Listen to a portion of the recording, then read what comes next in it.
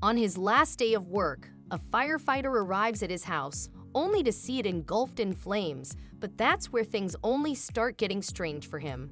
He hears a baby crying inside his house and has no idea how the child ended up there. Sam Wilson was a happy single man, and that wasn't because his heart never fluttered for anyone or because ladies didn't see him worthy enough of their attention. Instead, it was because Sam had dedicated his life to what he loved the most, his job as a firefighter. Sam prided himself as a firefighter, and over the years, he received several accolades for his bravery and for saving people's lives. However, his time as a firefighter was almost over, and he was compelled to let go of the job he admired the most in his world. Sam wasn't sure what he would do after retirement because his heart said he wanted to continue working in the fire department, but the rules stated otherwise and Sam had to retire. When Sam's retirement day approached, he had a hard time believing it. He felt like his long and brilliant career seemed to have begun just yesterday and was now over. How could time fly by so fast? As he sat in his office one last time on his last day at work, Sam couldn't help but think of all the memories he'd made. While the majority of them had been pleasant, several had been incredibly tragic, involving the loss of several lives. Sam hoped that whoever took his place in the future would do their best and carry on his legacy. I hope they live up to the expectations of his job. Suddenly, a call interrupted his thoughts. Sam checked the caller ID and saw it was his sister, Amanda. They hadn't seen each other in 3 years after she moved to another state with her husband, and Sam was surprised by her call, to say the least. Amanda had come into Sam's life very late, and she was 18 years younger than him. After their parents died, he looked after her as if she were his own child. He missed her a lot. "Sam, how have you been? Guess why I called? I am coming to meet you," she exclaimed enthusiastically. "No way." Sam almost rose in his seat from excitement. "Really? I mean, yes, Sam. I'm flying out there today, and we'll finally meet after 3 years. And I have a huge surprise for you," she said, chuckling. "That's incredible." But Sam paused. "I'm afraid I can't pick you up from the airport, Amanda. It's my last day at work, and they're organizing a farewell party for me. You know how much this job means to me. But my neighbor has a set of spare keys to my house. They keep one since I always misplace mine. Go directly there from the airport, and I'll be home soon, all right? Works for me." "All right then. See you at home, Sam. I can't wait for you to see the surprise," she replied and hung up. "Oh, don't worry, you're going to be okay." Sam was about to leave, but then he stopped. Sam thought it was good that Amanda was visiting him. He knew if he spent time around family, he wouldn't feel so terrible about his retirement. That evening, Sam and his friends gathered for his farewell party, and they each bought him a heartfelt present. You didn't have to. Sam accepted them with tears in his eyes. After that, they sliced the cake and raised a toast to him. "To the man who may grow tired but never retire," they exclaimed as their glasses clinked. Just then, the fire alarm went off, interrupting their celebration, and they were alerted of a fire in a nearby neighborhood.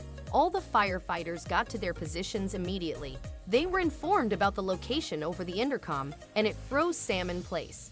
"That's where my house is," he cried. "We need to hurry up." When they got to the location, Sam couldn't believe his eyes.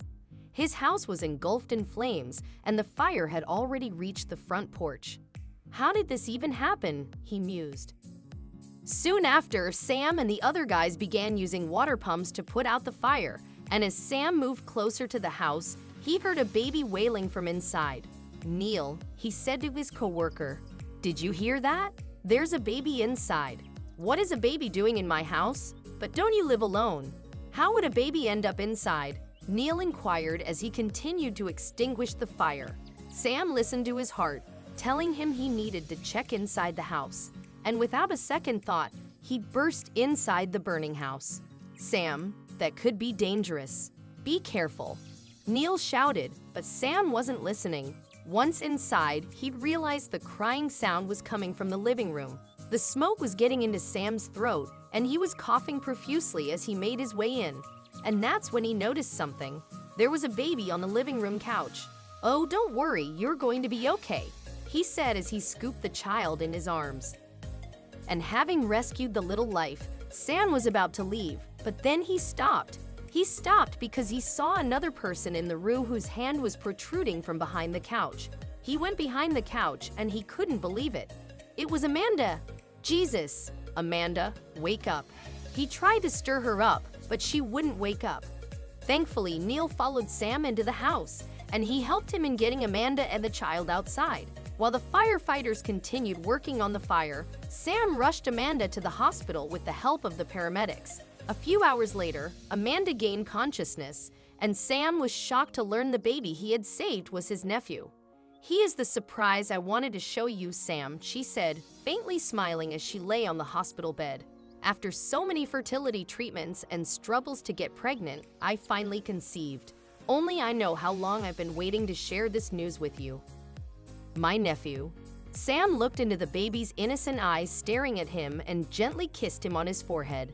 "Oh, I am glad I saved you. I am so glad," he whispered and lovingly hugged him. "Harry couldn't come because he had some business to attend to," Amanda continued. "But I wanted you to meet Adam. I'm sorry about the fire, Sam. It was my fault." Adam was crying, so I sang him a lullaby. Then I placed him on the couch. I was exhausted and decided to cook something as I hadn't eaten anything since morning, so I switched on the stove. Then I came to the living room to see if Adam was okay, and then it all went black. The next thing I know, I woke up in a hospital. I should have been more careful. "You two are safe, and that's all that matters now, okay?" Sam said and hugged her.